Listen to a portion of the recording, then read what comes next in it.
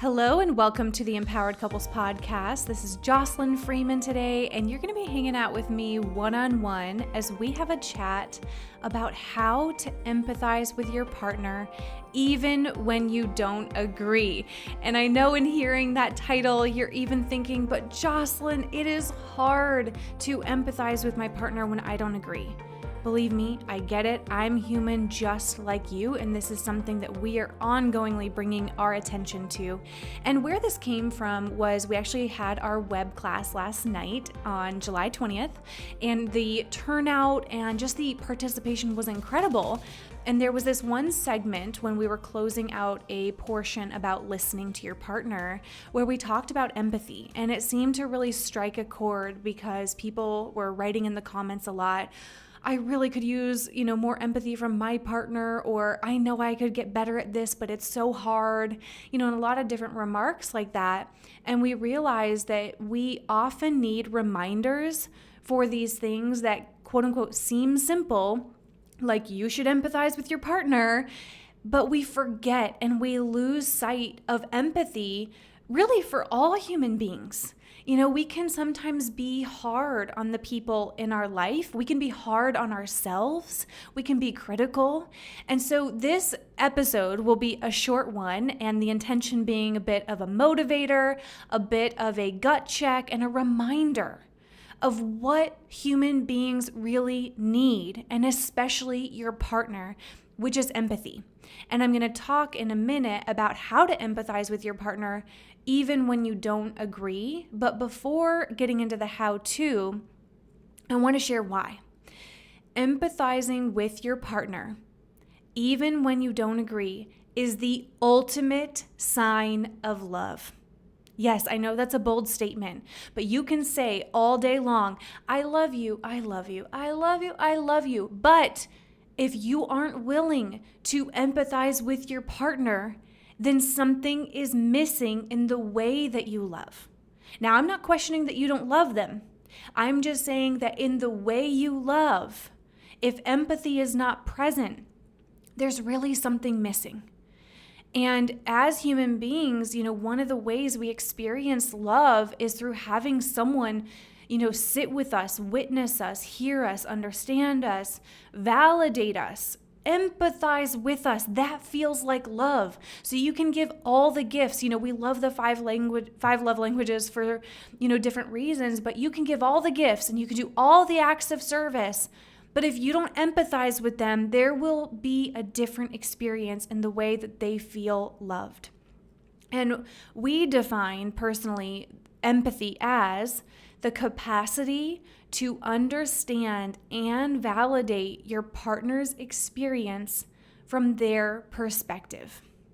And, I want to break it down a little bit, right? It's the capacity, which is something you can develop. You can develop the capacity, but it also isn't something that's either always on or always off. It's something you got to bring attention to every single day to bring the intention of empathy. And it also, in that definition, right, is about validating and understanding their experience, not necessarily the logic. It might not logically always make sense to you, especially if you two think differently than each other. But can you validate and understand their experience, which another way of saying that would be their feelings? We're human beings, we're feeling creatures. Yes, there's logic, but there's also emotion. And so it's being able to say, you know what, I can understand your feeling. And the last piece of the definition, from their perspective. It's their perspective, not yours. And you might be in the same scenario and feel different. Aaron and I have had a few experiences recently where we're in the same moment, same circumstances are happening, and I feel different than he does, and vice versa. So the two of you, no matter how much you're around each other, no matter how much you have in common, there's going to be times where the way you feel is different, even if you're in the same moment, same circumstances. And that's something we need to get better at accepting and validating is, okay, I got it. From your perspective, you feel this way. And that is something I just really want to remind you. So before getting into the how-to again, Empathizing with your partner is different and better than the alternatives, which is giving them feedback all the time. Sometimes we can jump in so often with feedback. Oh, well, you could have done this instead, or this would have been better, or how about this? And giving them feedback. They didn't, get with you to always have you coach them or, be their therapist or their instructor or their motivator. Sometimes they don't want feedback, right?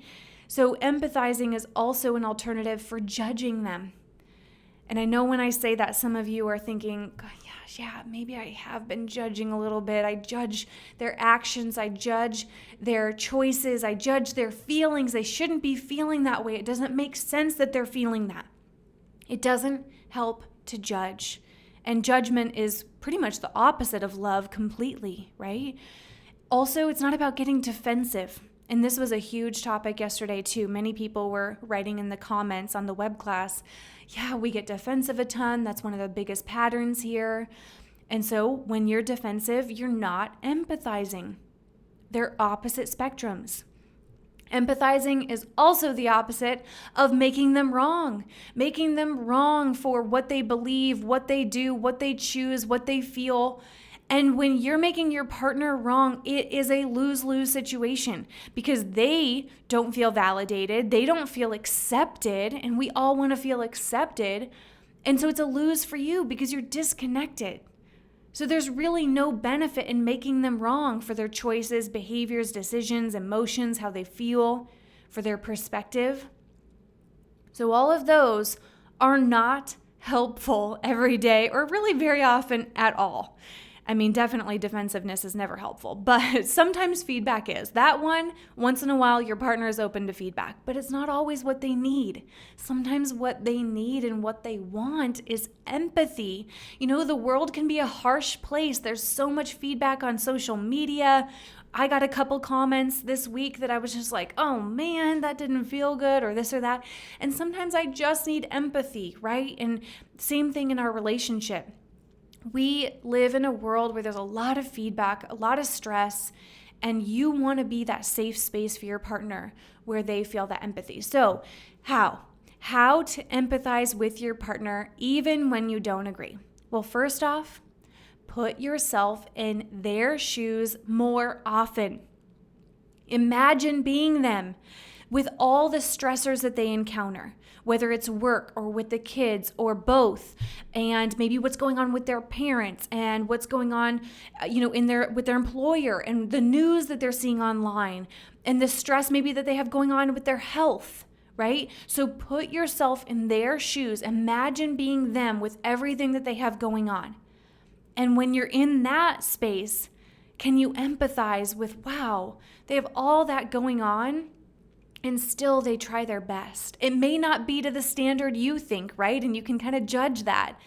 But can you give them credit and can you empathize in those moments, even when you don't agree?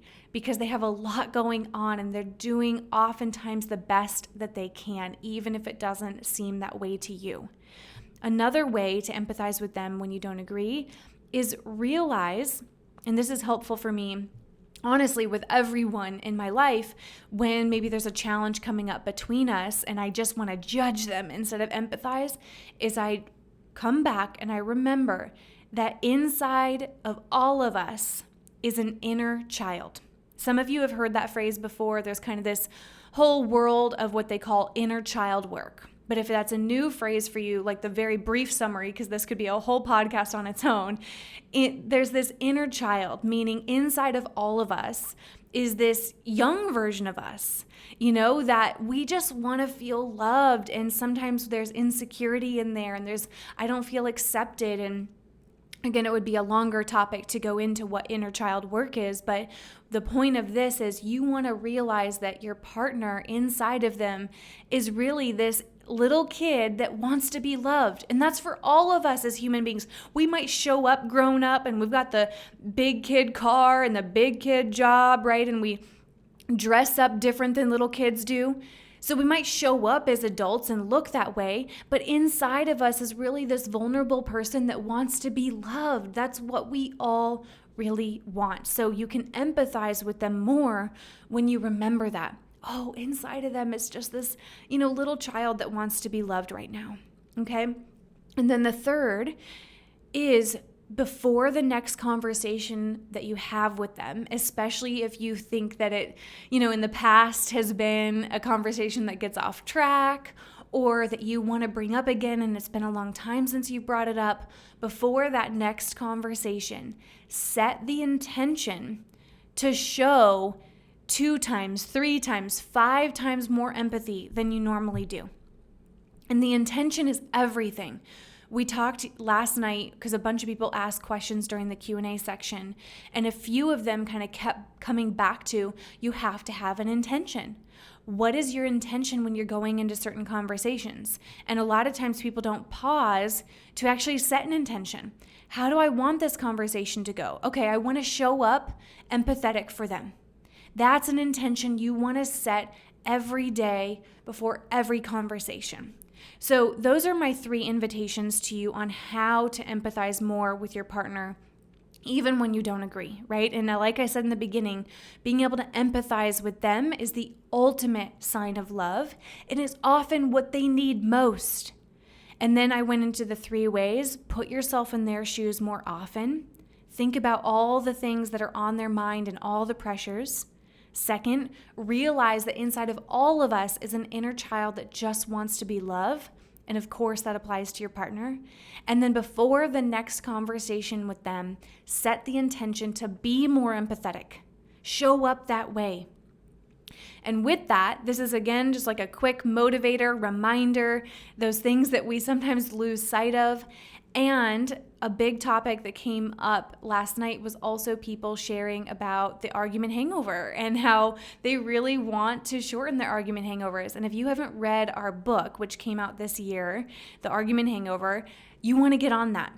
And you can go and claim actually $200 worth of bonuses at theargumenthangover.com, and you'll see all the retailers listed.